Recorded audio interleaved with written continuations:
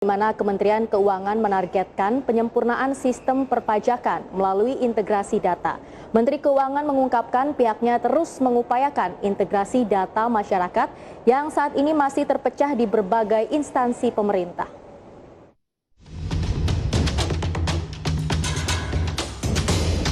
Tantangan dalam reformasi perpajakan harus dibangun dari peraturan, administrasi hingga institusi dan sumber daya manusia pajak yang berkualitas. Namun yang tidak kalah penting adalah membangun keandalan sistem data yang terintegrasi.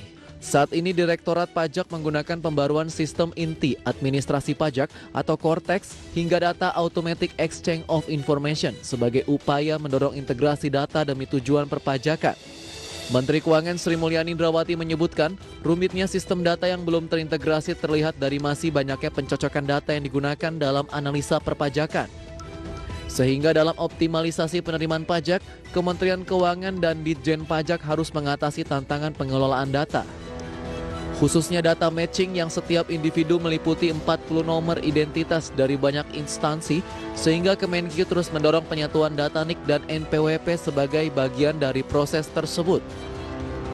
Direktorat Jenderal Pajak melakukan integrasi data perpajakan dengan melakukan matching dari NIK dengan NPWP. Program ini terus dan sedang dilakukan sehingga makin menemukan seseorang dengan NIK ini identik dengan NPWP ini. Dan tentu ini datanya akan semakin lengkap, semakin akurat, akan semakin baik di dalam kita membangun sebuah analisa baik yang sifatnya prediktif maupun preskriptif.